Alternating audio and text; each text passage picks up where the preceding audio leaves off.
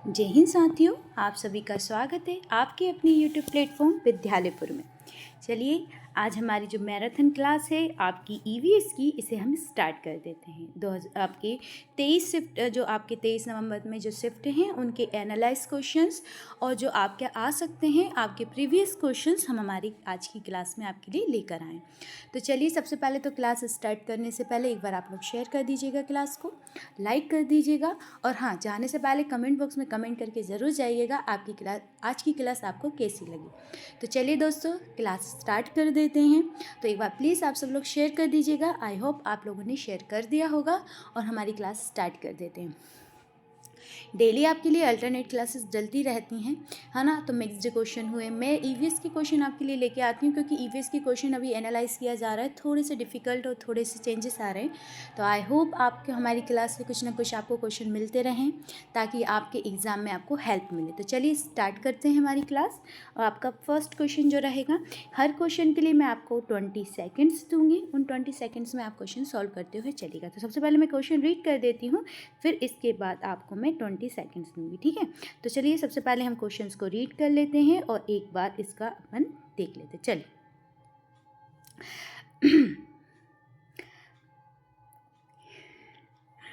आपका first question है कि फीडबैक डिवाइस के रूप में का उपयोग करके कक्ष शिक्षण कौशल विकसित किया जाता है। अगर हम कोई फीडबैक डिवाइस का प्रयोग कर रहे हैं तो कक्ष में उसका किस तरीके से प्रयोग विकसित किया जाएगा, किसी बच्चे का कौशल विकसित किया जाएगा कि अनुकरण तकनीक द्वारा, टी समूह तकनीक द्वारा, सूक्ष्म शिक्षण द्वारा, अभिक्रमित निर्मित आपके निर्देश द्वारा।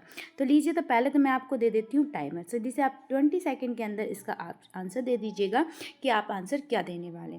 देखिए, अगर आपको फीडबैक चाहिए किसी क्लास में, अगर बच्चों के फीडबैक आपको चाहिए कि वो किस तरीके से काम कर रहे हैं या उनको किस तरीके से काम करवाना है, तो उसके लिए हम जो तकनीक का प्रयोग करेंगे, है ना, वो कौन सी तकनीक आप बोलोगे? इसे अनुकरण का तकनीक बोलेंगे या आप उसे आपका टी समूह तकनीक बोलेंगे? ये लीजिए, आपका टाइम भी खत्म हो चुका है और आपने आंसर दे दिया होगा। प्लीज़ सब लोग, है ना, कमेंट बॉक्स में कमेंट करें जब। तो क्वेश्चन नंबर जो भी आपका, जैसे फर्स्ट है, इसका आप जो भी आंसर दे रहे हैं, जैसे इस क्वेश्चन का आंसर आपका क्या हो जाएगा? सी हो जाएगा, है ना, मतलब आपका सूक्ष्म शिक्षण जो हो जाएगा। तो आप बहुत अच्छे तरीके से मस्त उसमें आप लिखिएगा क्वेश्चन नंबर फर्स्ट का आप आंसर क्या देने वाले हैं? सी देने वाले हैं, तो सी को ज़रूर लिख दीजिएगा। चलिए नेक्स्ट क्वेश्चन पे चलते हैं हमारे।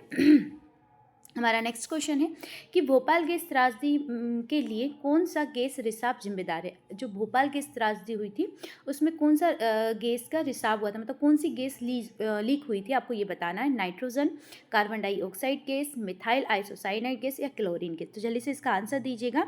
लीजिए, मैं इसका टाइमर दे देती हूँ आपको, फटाफट आंसर देते हुए चलेगा। केवल 20 सेकेंड मिलेंगे ताकि आप कमेंट बॉक्स में आंसर को टाइप कर सके। आपको मैं जो समय दे रही हूँ, ये आपको कमेंट बॉक्स में आंसर टाइप करने का टाइम आपको मिल रहा है। तो प्लीज़ सब लोग आंसर टाइप ज़रूर करते हुए चलेंगे, है ना। आंसर ज़रूर दीजिएगा कि देखिए, आपको भी पता है जब आपकी भोपाल में जो गैस आपकी रिलीज़ हुई थी, उस समय कौन सा ऑपरेशन फेज चलाया गया था? कौन सा चलाया गया था? ऑपरेशन फेज चलाया गया था। और इसमें निकली गैस का नाम क्या था? आपका मिथाइल आइसोसाइनेट। तो ऑप्शन नंबर 3 राइट आंसर हो जाएगा आपका मिथाइल आइसोसाइनेट। याद रखिएगा, ये कब हुई थी? तो 2-3 दिसंबर की रात को हुई थी, दिसंबर में हुई थी, है ना। और कब हुई थी? 1984 में, मतलब 84 में इस गैस का रिसाव हुआ था, है ना। इसमें बहुत सारे लोगों को दुर्घटना ग्रस्त हो गए थे, सब लोग आसपास के जो भी, क्योंकि ये है ना पानी के साथ रिएक्ट करती थी गैस। इसके कारण जैसे आपकी आंखों में अगर ये गैस जा रही है, जलन हो रही है, तो मतलब आंखों में पानी रहता है तो उससे बहुत जल्दी रिएक्ट करके आंखों में अंधापन, है ना।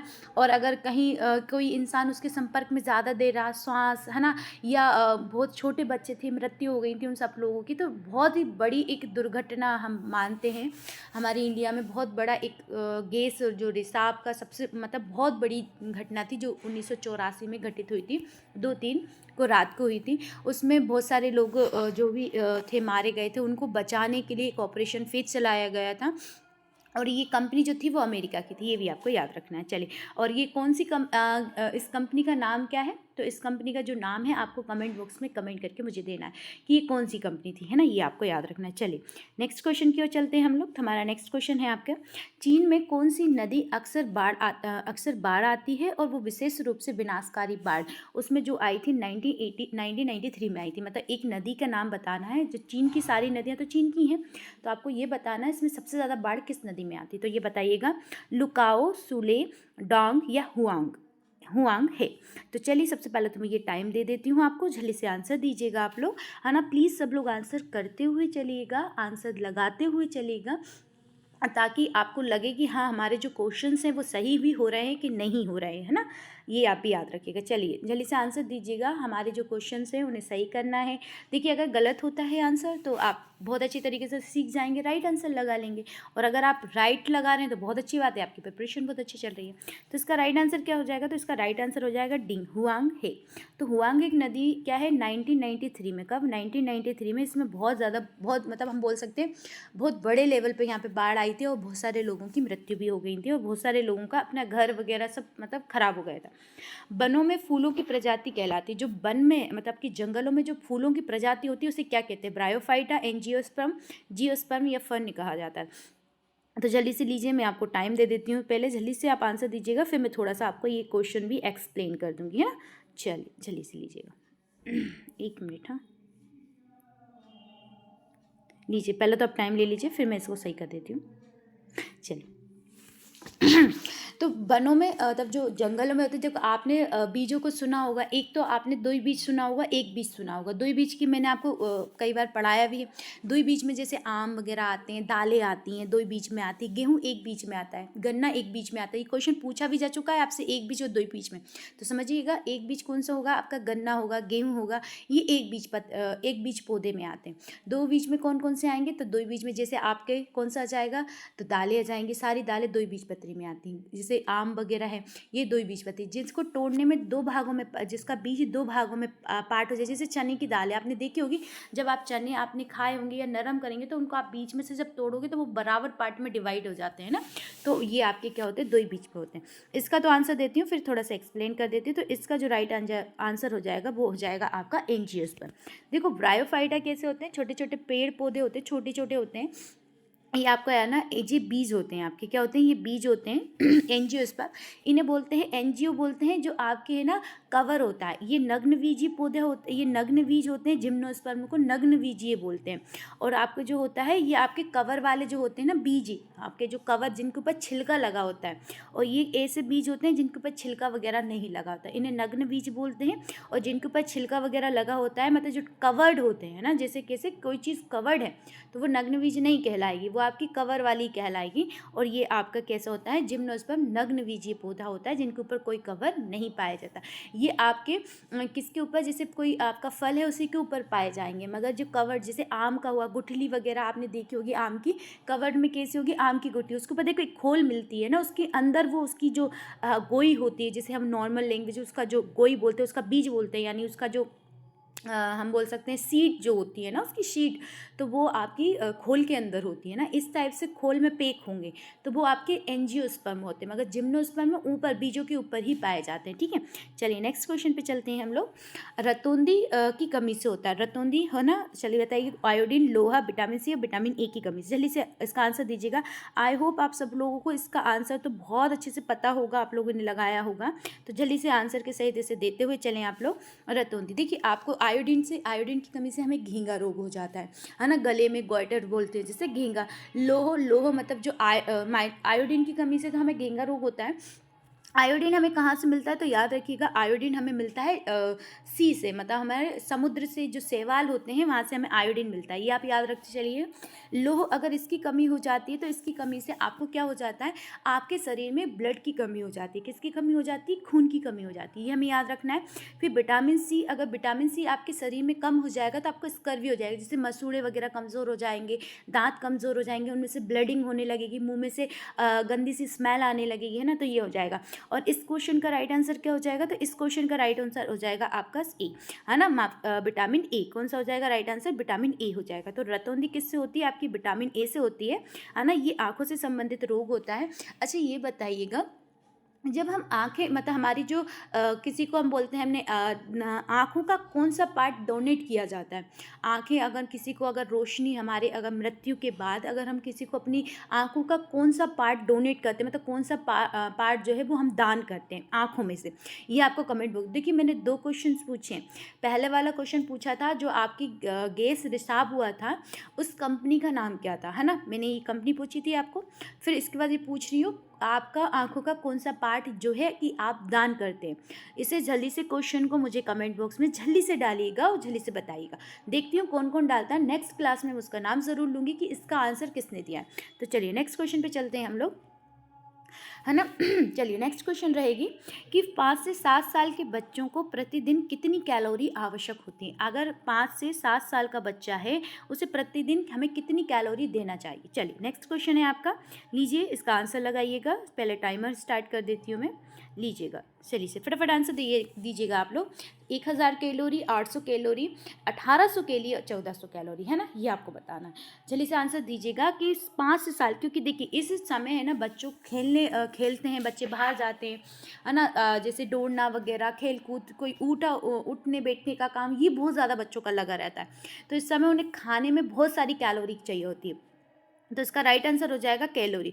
तो उनको कितनी कैलोरी चाहिए होती है? 1800 कैलोरी चाहिए होती है। कितनी चाहिए होती है? 1800 कैलोरी चाहिए होती है। ये आप रखना 5 से 7 साल के बच्चों को। देखो ध्यान से बिल्कुल अच्छे से हर चीज़ को सुनते हुए चलिएगा। चलिए स्पीड आपको तेज़ तो नहीं लग रही है, क्योंकि मेरे पास एक कमेंट आया था कि मैम थोड़ा सा स्पीड तेज करके पढ़ाइएगा, और अगर आपको स्पीड तेज लग रही है तो मुझे बता दीजिएगा, मैं थोड़ी स्लो भी कर दूँगी नेक्स्ट क्लास में। ओके चलिए।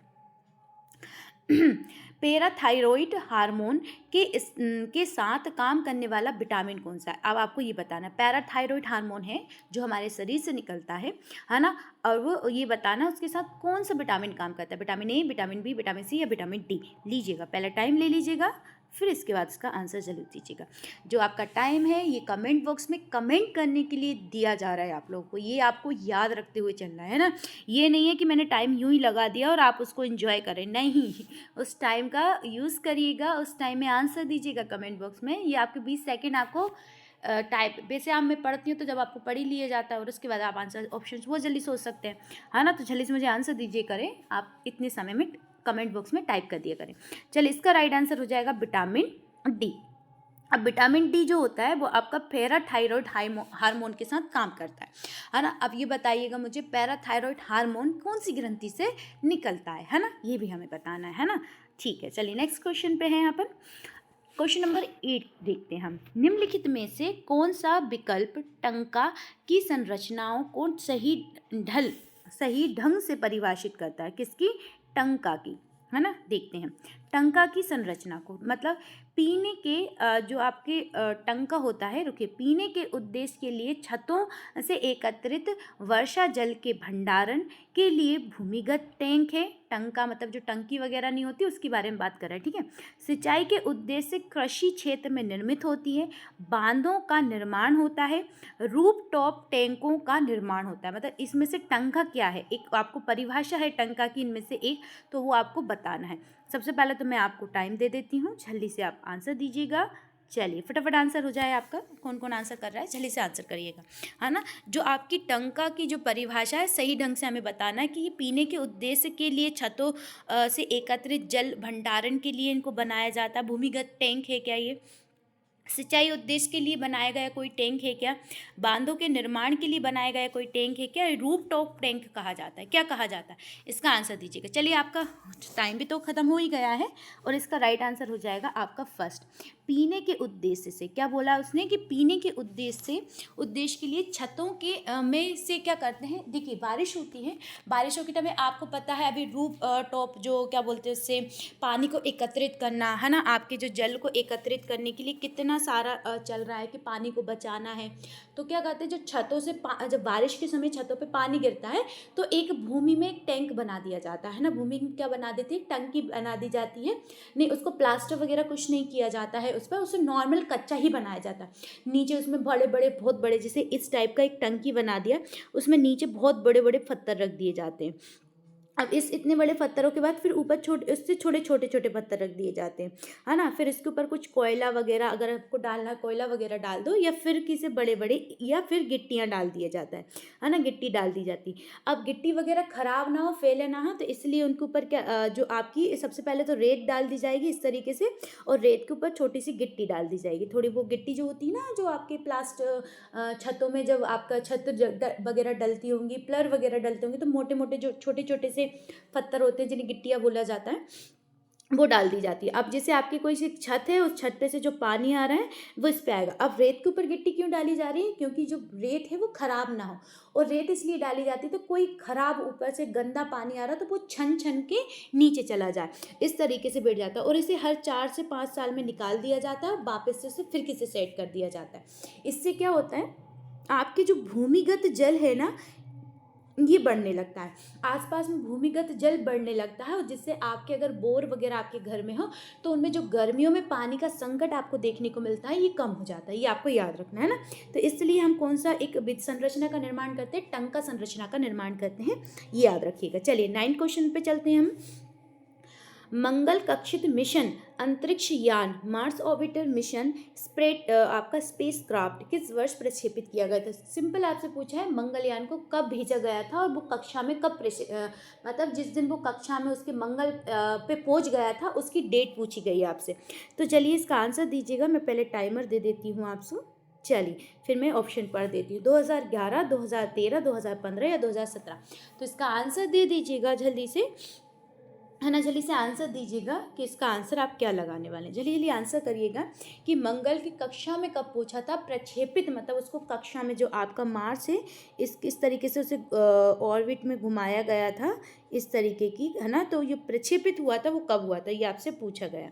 चलिए इसका आंसर आप लोगों ने दे दिया होगा आई होप। तो इसका राइट आंसर हो जाएगा 2013। याद रखिएगा जब मोदी जी प्रधानमंत्री बने तो उन्होंने भाषण में इसके बारे में बताया था कि हम चाय से भी जो हमारी 5 रुपए की चाय होती है उससे भी कम दाम में हम मार्स यानी मंगल पे पहुंच गए थे। ये याद रखिएगा ना। तो आपको याद रहेगा मोदी जी 14 में पहली बार बने थे और 13 में ये प्रक्षेपित हो गया था। इसके बारे में उन्होंने बताया था।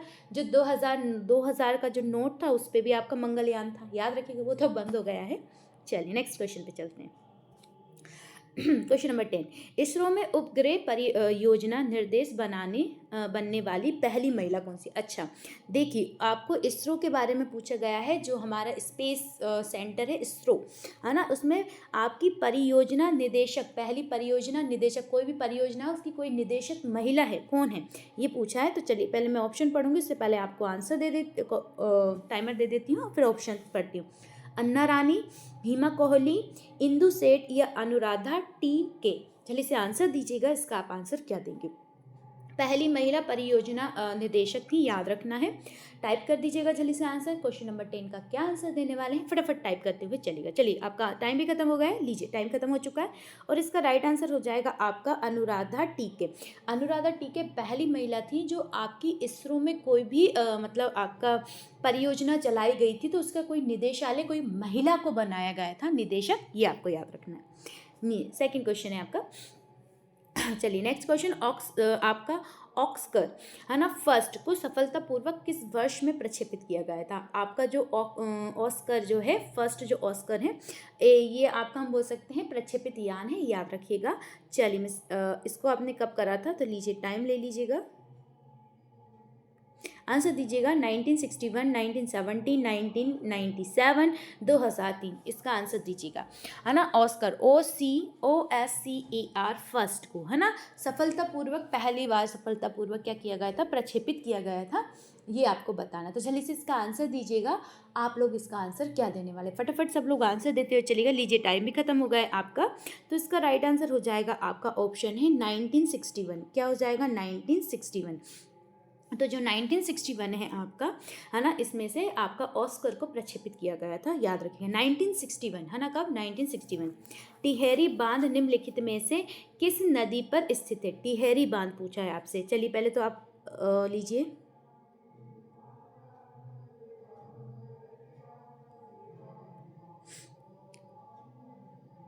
चलिए आंसर दीजिएगा टिहरी बांध का। कावेरी, कृष्णा, भागीरथी या सतलुज, क्या है आपका? टिहरी बांध पूछा गया है, सबसे ऊंचा पूछा है ना। अच्छा बताइए सबसे ऊंचा कौन सा है? टिहरी बांध तो सबसे आपका बड़ा है ना, लंबा है। आपसे ऊंचा पूछे तो क्या नाम लगाएंगे आप उसका, है ना। ये भी मैं आपको पढ़ा चुकी हूँ, तो मगर मैं इसका आंसर नहीं दूंगी, इसका आंसर आप मुझे देंगे। जल्दी से आंसर लगाइएगा कि टिहरी बांध किस नदी पर। लीजिए आपका टाइम तो खत्म हो ही गया है। इसका राइट आंसर हो जाएगा आपका भागीरथी नदी पर।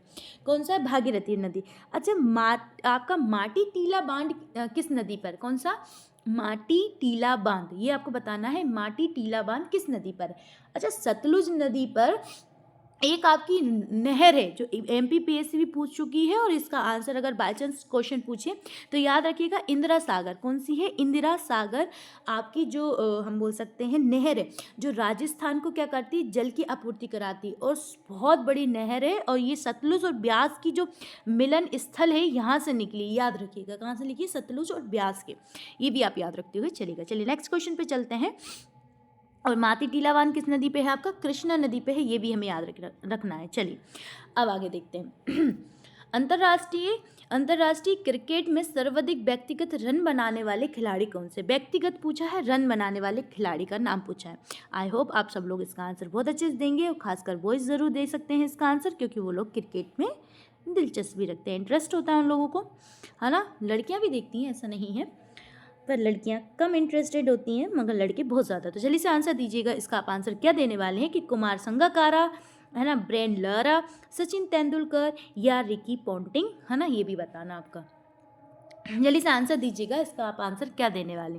फटाफट सब लोग आंसर देते हो। चलिए देखिए टाइम भी जा रहा है आपका, है ना। अंतर्राष्ट्रीय क्रिकेट में पूछा है आपसे, अंतर्राष्ट्रीय लेवल पे, है ना, ये पूछा है। चलिए टाइम भी आपका खत्म हो गया है, और इसका राइट आंसर हो जाएगा आपका ऑप्शन सी, सचिन तेंदुलकर। 10,000 से ज़्यादा रन है, याद रखिएगा।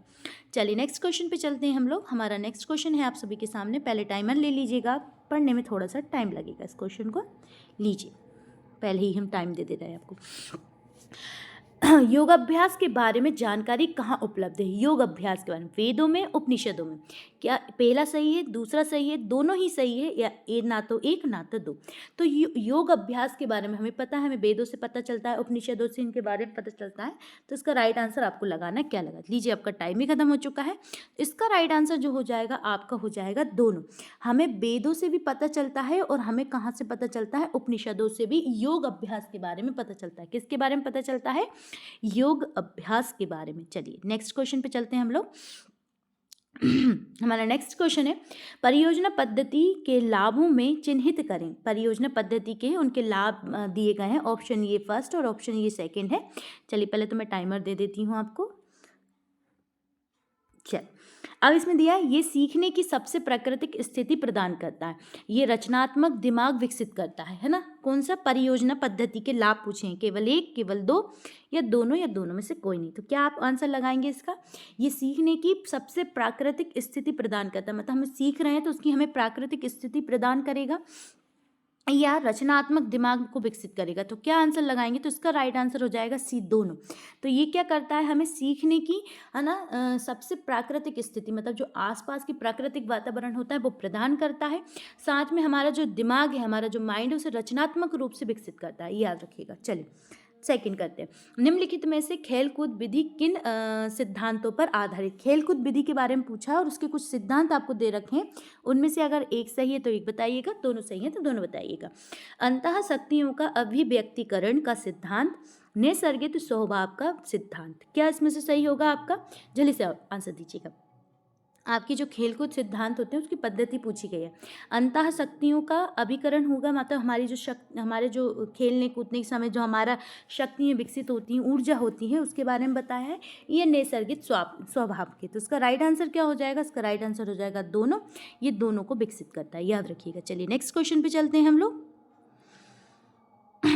नेक्स्ट क्वेश्चन है हमारा, स्कूल में पौधों के अध्ययन के लिए एक क्षेत्र भ्रमण आयोजित कीजिए। इसमें बच्चों का क्या जान पाएंगे? अगर हमने बच्चों को पर्यावरण के बारे में या पौधों के बारे में कुछ बताना है, और हमें उनको कोई क्षेत्र पे भ्रमण करने के लिए ले जा रहे हैं, क्या करने के लिए ले जा रहे हैं? भ्रमण करने के लिए ले जा रहे हैं कोई क्षेत्र पे, तो बच्चे क्या जानेंगे? उससे रिलेटिव क्या उन्हें पता चलेगा? ये आपसे पूछ रहे हैं। पहला पूछ रहे हैं, कुछ पौधों को उनके नाम से पहचान पाएंगे। पौधों के जो बाहरी लक्षण हैं उनके बारे में वो जान पाएंगे। तो क्या लगाएंगे आप? इसका आंसर लगाइएगा। इसका आंसर आप क्या लगाने वाले? जल्दी जल्दी लगाते हुए चले सब लोग आंसर।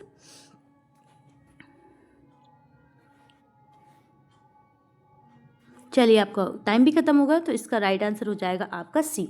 दोनों के बारे में जानेंगे। अगर देखिए, अगर आप बच्चों को कहीं बाहर घुमाने ले जा रहे हो, खासकर किसके लिए ले जा रहे हैं? पर्यावरण से संबंधित उनको जानकारी दिलाने के लिए बच्चों को लेके जा रहे हैं, तो वो किसको जान पाएंगे?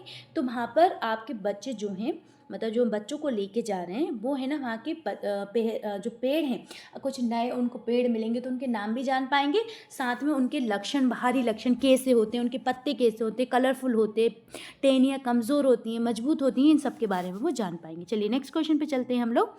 हमारा नेक्स्ट क्वेश्चन है, निम्नलिखित में से कौन सा एक शिक्षक की भूमिका के रूप में सत्य है ना? शिक्षक की भूमिका के रूप में सत्य बताना। तो मैं ऑप्शन पढ़ने से पहले टाइम दे देते हैं आपको।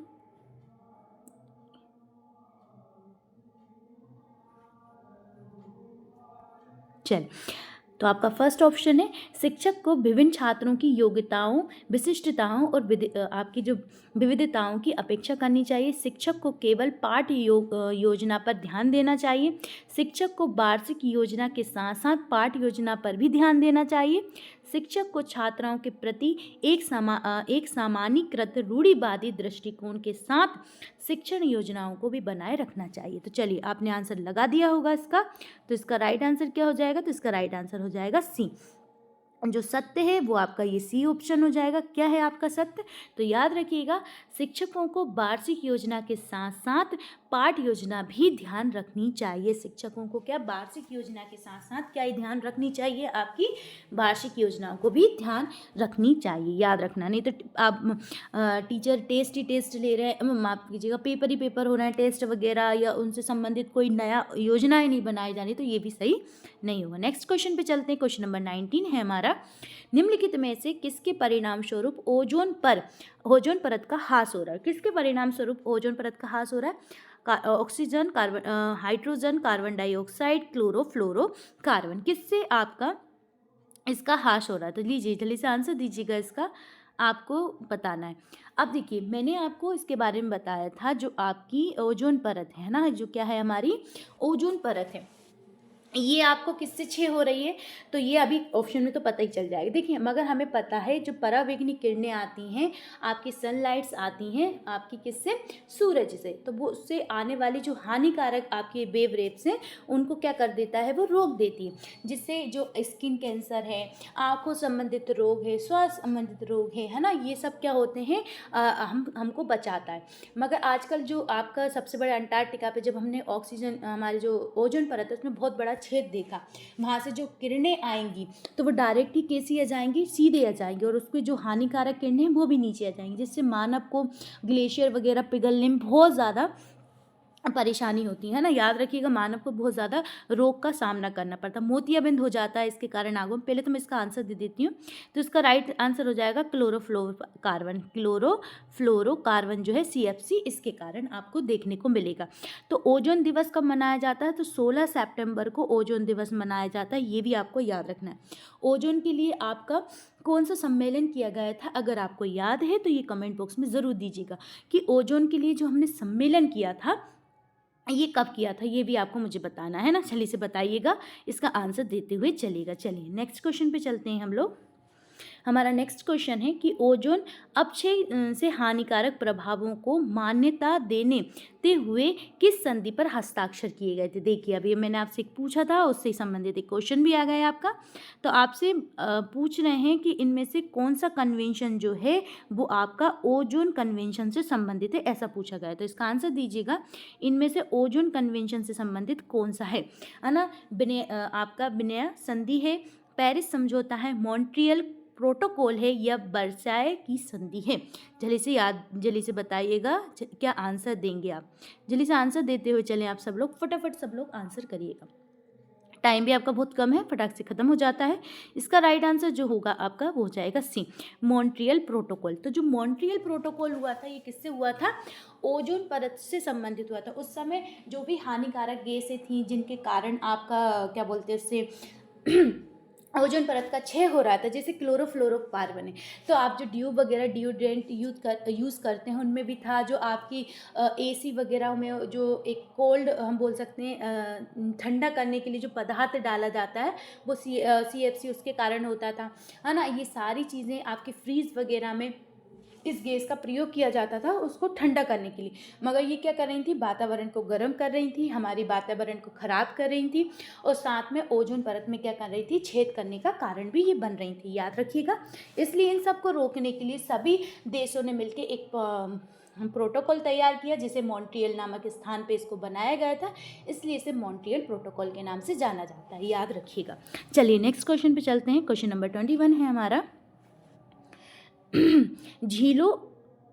झीलों पहाड़ों आदि में उच्च अम्लता की अल्प अवधि को क्या कहा जाता है? अगर आप कोई झील या पहाड़ी वाले स्थान पे हैं, वहाँ पे जो आपकी अम्लता है, अगर उसकी आपको कम अवधि मिले तो उसे क्या कहा जाता है, ऐसा आपसे पूछा गया है। 1 मिनट, है ना।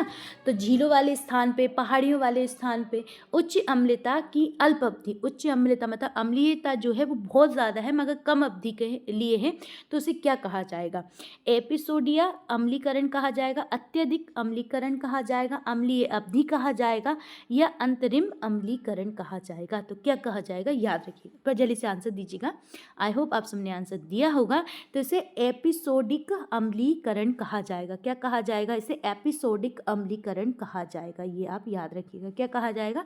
एपिसोडिक अम्लीकरण कहा जाएगा। पहाड़ी झीलों मतलब उच्च अम्लता है मगर अवधि कैसी है उसकी? कम अवधि है, याद रखिए। अल्प अवधि मतलब कम समय के लिए है, ये भी हमें याद रखना है। चलिए नेक्स्ट क्वेश्चन पे चलते हैं हम लोग। निम्नलिखित में से कौन सा क्षेत्र कृषि परियोजनाओं के लिए गुल और कुल सिंचाई प्रणाली के लिए प्रसिद्ध है? ये पूछा गया है क्वेश्चन, इसका आंसर दीजिएगा आप लोग। क्या आंसर लगाने वाले हैं?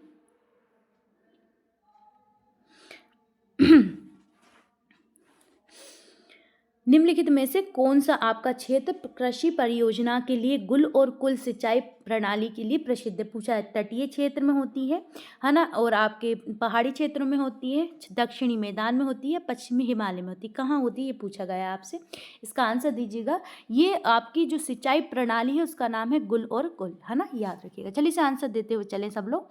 तो इसका राइट आंसर हो जाएगा आपका डी। तो ये कहाँ होती है? पश्चिमी हिमालय, जो हमारे पूर्व पश्चिमी क्षेत्र में हिमालय क्षेत्र है, पश्चिमी हिमालय क्षेत्र, वहाँ पे आपको देखने को मिलती है गुल और कुल। तो जैसे गुलमर्ग वगैरह वाले स्थान है ना, जम्मू कश्मीर की पश्चिमी साइड ही है हमारे, लद्दाख वगैरह, तो वहाँ पे इस्तेमाल होती है ये प्रणाली, याद रखिएगा।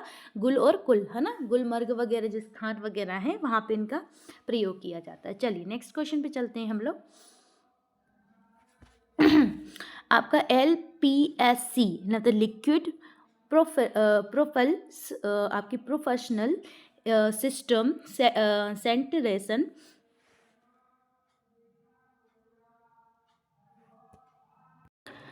तो आपसे पूछा गया, इसका मुख्यालय है LPSC का, है ना। तो LPC इसका पहले तो मैं आपको टाइमर दे देती हूँ, फिर इसकी एक बार 1 मिनट।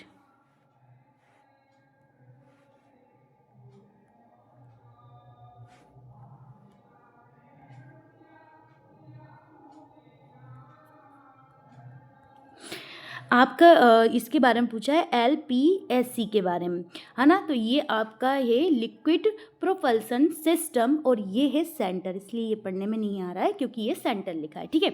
का मुख्यालय निम्नलिखित किस में से किस स्थान पर है? ये आपसे पूछा गया है। बेंगलुरु, तिरुवनंतपुरम, कोझिकोड या आपका श्रीहरिकोटा? चलिए इसे आंसर दीजिएगा। आई होप आप सबने आंसर दे भी दिया होगा इसका।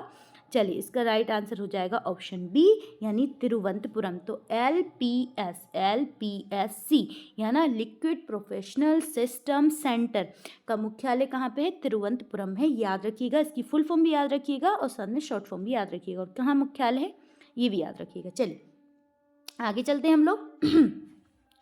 चीन का कृत्रिम चंद्रमा किसने बनाया था? चीन का जो कृत्रिम चंद्रमा है, जो आपने सुना होगा जिसके बारे में, वो किसने बनाया था? लीजिए पहले तो आप ये ले लीजिएगा टाइमर, फिर मैं आपको ऑप्शन बोल देती हूँ। लुई लिन या क्रिस्टियान ह्यूनजैन, एनी जंगटोप या जेम्स ब्रैडली? किसने बनाया? जल्दी से आंसर दीजिएगा इसका। आप सब लोग आंसर देते हुए चलेंगे, सब लोग, है ना, एक बार सब लोग सब आंसर देते हुए चलिएगा।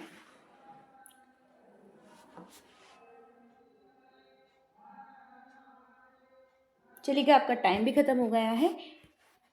चलिए, तो इसका राइट आंसर क्या निकल के आता है? तो इसका राइट आंसर निकल के आएगा ऑप्शन है ली रुई लिन। किसने बनाया है? ली रुई लिन। इनने आपका चीन का कृत्रिम चंद्रमा बनाया है, ये आपको याद रखना है, ये उसके बनाने वाले का नाम है। चलिए, नेक्स्ट क्वेश्चन है आपका कि कठोर जल में साबुन के साथ अभिक्रिया करके साबुन मेल बनाता है। तो ये पूछा है आपका कठोर जल, मतलब जो कठोर जल में अपेक्षाकृत अधिक होता है, तो वो आपका साबुन के साथ मिल जाएगा। मतलब कठोर जल है ना, ज़्यादा लवणीय जल है, कठोर जल है, वो आपका अगर साबुन के साथ मिल जाएगा तो वो आपका मेल बन जाए, मतलब मेल निकालने में उसका काम करता है। तो मैग्नीशियम, जस्ता, है ना, फिर हाइड्रोजन या कैल्शियम, ये आपसे पूछा गया है। इसका आप क्या आंसर देने वाले हैं? जल्दी से आंसर देते हुए चलिएगा, है ना, जल्दी से आंसर फटाफट देते हुए चलेंगे इसका कि आप क्या आंसर लगा रहे हैं। आपका कठोर जल के बारे में पूछा है। कठोर जल क्या करता है? साबुन के साथ मिल जाता है, फिर वो उस कठोर जल में क्या रहेगा जिसके कारण वो मेल बनाने में, साबुन मेल बनाने में मदद करता है। आंसर दीजिएगा, मैग्नीशियम, जस्ता, हाइड्रोजन या कैल्शियम। तो इसका राइट आंसर क्या लगाएंगे? तो इसका चलिए, तो इसका राइट आंसर हो जाएगा आपका कैल्शियम, है ना। कैल्शियम मिलकर क्या करता है? वो साबुन मेल बनाता है। याद रखिएगा, आपसे पूछ सकते हैं साबुन मेल कैसे बनता है। तो ये साबुन के साथ मिलकर, कठोर जल में जो आपका कैल्शियम होता है वो साबुन के साथ मिलकर क्या बनाता है? साबुन मेल बनाता है। ये भी हमें याद रखना है। चलिए, नेक्स्ट क्वेश्चन पे चलते हैं हम। आंध्र प्रदेश के शास्त्रीय नृत्य का क्या नाम है? आंध्र प्रदेश का पूछा है आपसे, उसके बारे में बताइएगा कि आपका कथकली है या आपके लावणी है, कुचिपुड़ी है या गंभीर नहीं है, ये गरबा नृत्य है। याद रखिएगा, एक मिनट। चलिए, आई होप आप सबने वैसे तो इसका आंसर दे ही दिया होगा, मगर फिर भी जिन लोगों ने नहीं दिया है फटाफट दे दीजिएगा आंसर। आप सब लोग आंसर लगाते हुए चलिएगा, है ना। जो भी आंसर दे रहे हैं प्लीज़ सब लोग करते हुए चलें, सॉल्व करते हुए आपको चलना है। फटाफट आंसर दीजिएगा कि आपके आंध्र प्रदेश का। अच्छा बताइए, लावणी कहाँ का है? लावणी महाराष्ट्र का। याद रखिएगा, गरबा कहाँ पर है? गुजरात का। कथकली कहाँ का है? तो याद रखिएगा, कथकली जो है आपका यूपी का है ना, नहीं, कथक आपका यूपी का है और कथकली केरल का है, ये भी हमें याद रखना है। चलिए नेक्स्ट, और इसका राइट आंसर क्या हो जाएगा? इसका राइट आंसर हो जाएगा कुचिपुड़ी। तो कुचिपुड़ी कहाँ पे है आपका? जैसे बिहू असम में किया जाता है, ये है ना। तो कुछ कुछ याद रखिएगा, मध्य प्रदेश का राई है ना, राई है मध्य प्रदेश का, याद रखिएगा, है ना। चलिए, शास्त्रीय नृत्य सब। नेक्स्ट क्वेश्चन है हमारा, लेझिम किस राज्य का लोक नृत्य है? लेझिम के बारे में पूछा है, किस राज्य का लोक नृत्य वहाँ पे होता है? केरल, महाराष्ट्र, झारखंड या छत्तीसगढ़? किसका है? आंसर दीजिएगा कि लेझिम। अभी जैसे मैंने बहुत सारे बताए आपको, बिहू बिहू बताया मेरे, असम का है ना, और राई मध्य प्रदेश का है। फिर इसके बाद छत्तीसगढ़ में कौन सा होता है ये भी बताना। अच्छा, सरहुल त्यौहार कहाँ मनाया जाता है? अगर आपसे पूछा जाए क्वेश्चन कि सरहुल त्यौहार कहाँ मनाया जाता है, तो सरहुल त्यौहार बताइएगा। याद रखिएगा, झारखंड में मनाया जाता है आपका सरहुल त्यौहार। कहाँ मनाया जाता है? झारखंड में। केरल में ओनम। चलिए, इसका राइट आंसर क्या हो जाएगा? तो इसका राइट आंसर देते हुए चलें, तो इसका राइट आंसर हो जाएगा आपका बी, यानी महाराष्ट्र। लेजिम कहाँ होता है? महाराष्ट्र। जैसे लावणी वगैरह भी कहाँ होती है? महाराष्ट्र में होती है, और लेजिम भी कहाँ होता है? महाराष्ट्र में होता है, ये आप याद रखिएगा। चलिए नेक्स्ट क्वेश्चन पे चलते हैं हम लोग। हमारा नेक्स्ट क्वेश्चन है आपका, MC मैरी कॉम कितनी बार वर्ल्ड चैम्पियन रह चुकी हैं और उनको स्वर्ण पदक मिला है ना? कितनी बार वर्ल्ड चैम्पियन रह चुकी हैं? 4, 8, 6 या 2? तो इसका आंसर दीजिएगा सब लोग, फटाफट आंसर देते हुए चलें आप लोग कि इसका क्या आंसर लगा रहे हैं। तो आपकी जो मैरी कॉम है, MC मैरी कॉम, ये कितनी बार वर्ल्ड चैम्पियन रह चुकी हैं और उनको कितनी बार स्वर्ण पदक जीत चुकी हैं, ये बताना है आपको, है ना। वर्ल्ड चैम्पियन स्वर्ण पदक के बारे में बताना। जल्दी से आंसर दीजिएगा, इसका क्या आंसर देने वाले हैं आप।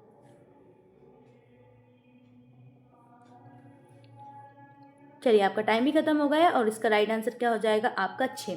तो मैरी कॉम 6 बार वर्ल्ड चैम्पियन रह चुकी हैं, 6 बार स्वर्ण पदक जीत चुकी हैं, ये भी हमें याद रखना है, MC मैरी कॉम। चलिए नेक्स्ट क्वेश्चन पे चलते हैं हम। 29 एक फुटबॉल टीम में कितनी खिलाड़ी होते हैं, एक फुटबॉल टीम में कितने खिलाड़ी होते हैं? आप लोग जिनको फुटबॉल खेलते हैं उन्हें तो बहुत अच्छे से नॉलेज होगा, और जो देखना भी पसंद करते हैं उन्हें भी इसके बारे में बहुत ज़्यादा नॉलेज होगा। 10, 9, 11 या 12? तो एक जो फुटबॉल टीम है उसमें कितने खिलाड़ी होते हैं, आपसे सब पूछा गया है। 10, 11 या 12? जल्दी से आंसर दीजिएगा। आप लोग क्या आंसर लगा रहे हैं इसका? फटाफट सब लोग आंसर लगाते हुए चलिएगा। चलिए, टाइम भी ख़त्म हो गया है आपका, तो लीजिए टाइम आपका ऑफ हो चुका है, और लीजिए ये आपका करेक्ट आंसर होगा 11। अच्छा, 11 खिलाड़ी और किस में होते हैं? क्रिकेट, तो क्रिकेट में भी 11 खिलाड़ी होते हैं। अच्छा, 10 खिलाड़ी किस में होते हैं? याद रखिएगा, हॉकी में भी 11 खिलाड़ी होते हैं, है ना। हॉकी में भी कितने होते हैं? 11 खिलाड़ी। कबड्डी में 7 खिलाड़ी होते हैं। कबड्डी में कितने होते हैं? 7 खिलाड़ी होते हैं, ये आप याद रखिए। बेसबॉल में सबसे ज़्यादा होते हैं ना। हाँ, चलिए नेक्स्ट क्वेश्चन है आपका। और बताइए आपको, और अगर किसी खिलाड़ी किस टीम में, अब जैसे बैडमिंटन में तो आप मिक्स्ड देखिए, सिंगल भी खेलते हैं, मिक्स्ड डबल खेलते हैं, मतलब बॉयज़ एंड गर्ल भी खेलते हैं, और इसमें बॉयज़ भी खेलते हैं, गर्ल्स भी खेलते हैं, और वो टीम वाइज भी खेलते हैं, तो इसलिए हम उसका नहीं बता सकते क्योंकि उसमें सब टाइप अलग अलग होते हैं। अगर आप और दूसरी टीम और दूसरे गेम के बारे में बताना चाहें तो उसके बारे में बता सकते हैं, उसमें कितने खिलाड़ी होते हैं। चलिए आगे हैं। निम्नलिखित में से कौन सा पुरस्कार 2009 में मैरी कॉम को दिया गया था? अभी तो हमने मैरी कॉम के बारे में बताया कि वो कितनी बार विश्व चैंपियन रह चुकी हैं। इस बार वो पूछा गया है 2009 में उन्हें कौन सा मिला था? अर्जुन पुरस्कार, खेल रत्न, द्रोणाचार्य या मौलाना अबुल कलाम, है ना, ट्रॉफी वाला उन्हें अवार्ड मिला था। क्या मिला था ये पूछा है, तो जल्दी से आंसर दीजिएगा इसका कि आप क्या आंसर देने वाले हैं इसका। इसका आंसर दीजिएगा आप लोग। देखिए, अभी हमने जब देखा था मैरी कॉम के बारे में, तो वो 6 बार क्या बनी थी? वर्ल्ड चैंपियन बनी। कितनी बार? 6 बार वर्ल्ड चैंपियन बनी। 6 बार उन्हें कौन सा पदक मिला? तो 6 बार उनको स्वर्ण पदक मिल चुका है, ये आप याद रखिएगा। अब वो पूछ रहे हैं 2009 में उन्हें कौन सा पुरस्कार मिला था, ये भी आप याद रखिएगा, है ना। मैरी कॉम खेलती क्या है? अच्छा, ये तो बताइए आप लोग, मैरी कॉम क्या खेलती है? मैरी कॉम कौन सा गेम खेलती है? किस किस को पता है? जल्दी से टाइप करके दीजिएगा, मैरी कॉम कौन सा गेम खेलती है, मतलब वो किस गेम से संबंधित है। तो याद रखिएगा, मैरी कॉम बॉक्सिंग से संबंधित है, वो बॉक्सिंग खेलती है ना। चलिए, इनको आपके 2009 में कौन सा मिला था? खेल रत्न, जिसे हम अभी प्रेजेंट में क्या कह रहे हैं, 2017 से इसका नाम चेंज हो गया था, जिसको ध्यानचंद अवार्ड कहा जाता है। क्या कहा जाता है? ध्यानचंद। और ध्यानचंद को क्या कहा जाता है? तो ध्यानचंद को आपका हॉकी का जादूगर कहा जाता है। कहाँ? हॉकी का जादूगर।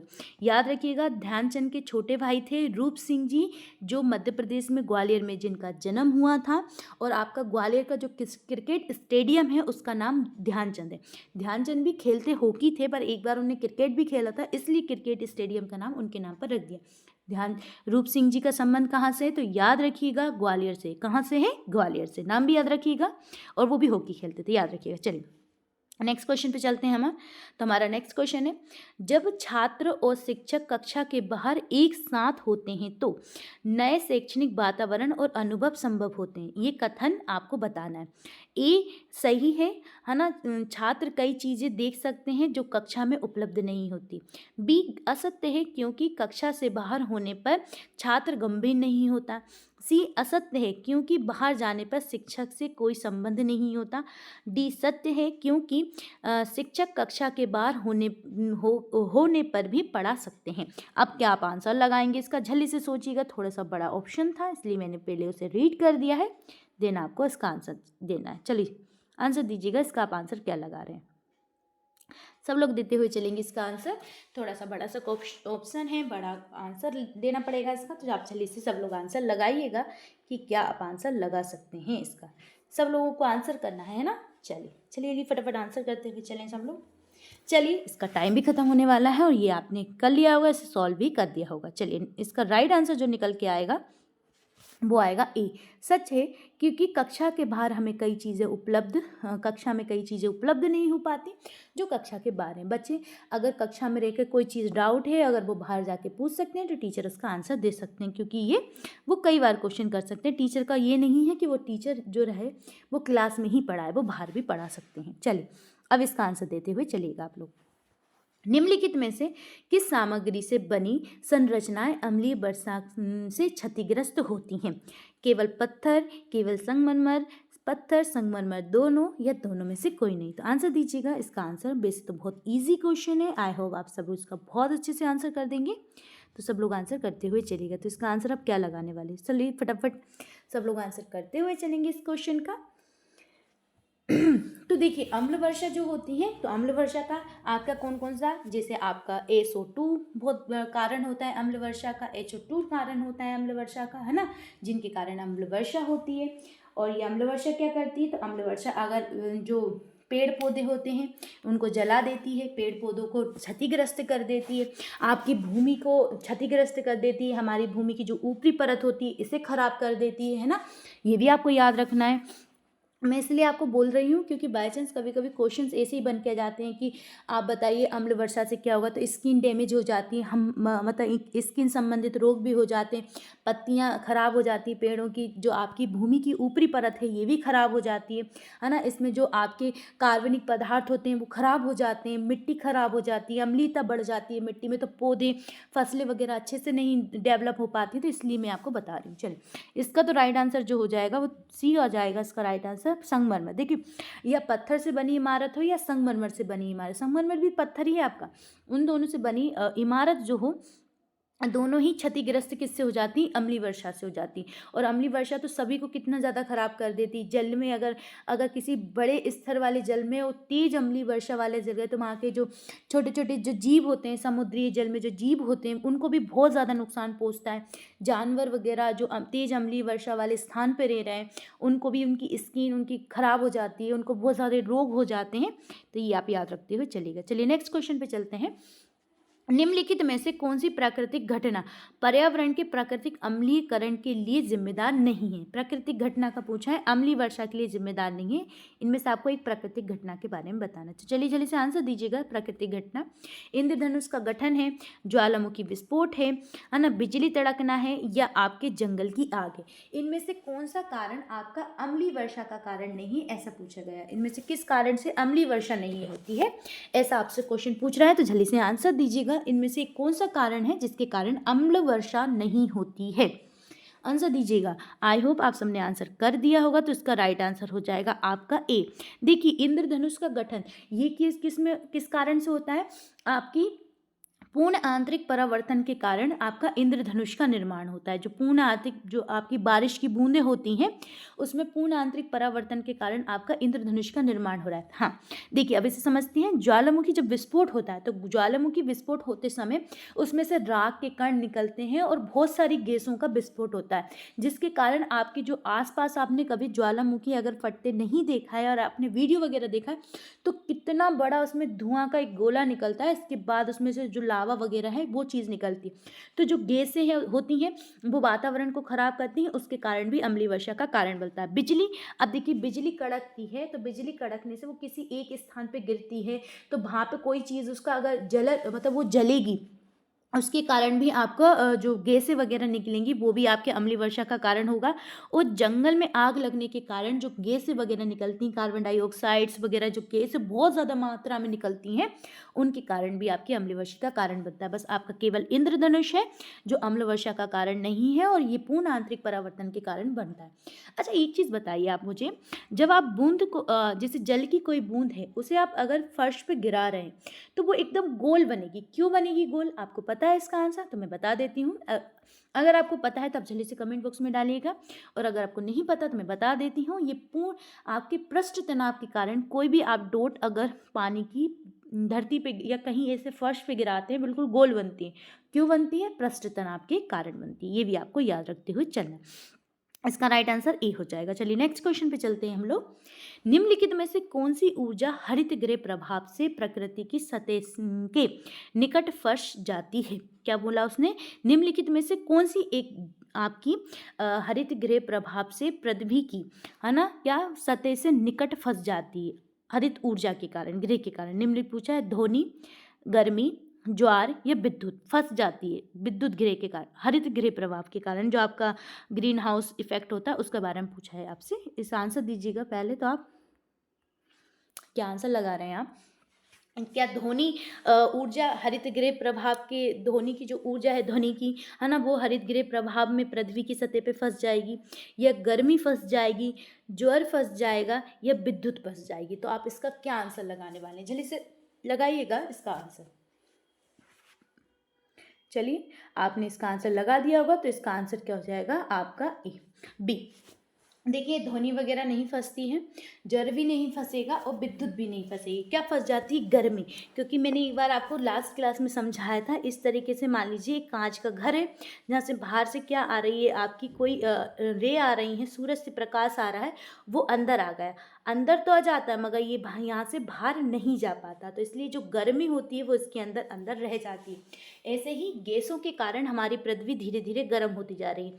ये हमारी पृथ्वी है, बाहर से गैस आती जा रही है और हमारा जो घर है, मतलब हमारी जो पृथ्वी है, वो एक हरित गृह मतलब कांच के गृह की तरह बनती जा रही है, घर की तरह बनती जा रही है, जिसमें गर्मी आ तो रही है पर मगर गर्मी वापस बाहर जा नहीं पा रही है। याद रखना, बाहर नहीं जा पा रही है, ये आपको याद रखना है। चलिए नेक्स्ट क्वेश्चन पे चलते हैं हम लोग। चलिए इसका आंसर दीजिएगा आप लोग, क्या आंसर देने वाले हैं। शिक्षण में आईसीटी निम्नलिखित में से कौन सा लाभ है? आईसीटी का क्या लाभ है? तत्कालीन डेटा तक पहुंचाना, संचार के लिए सूचना निर्माण करना। आपको इसका आंसर देना, आप आंसर क्या देंगे? तो जल्दी से इसका आंसर दीजिएगा, आप आंसर क्या देने वाले। लीजिए मैं टाइम दे देती हूँ आपको, तो थोड़ा सा आपको सोचने का समय भी मिल जाएगा और आप आंसर भी दे पाएंगे इसका।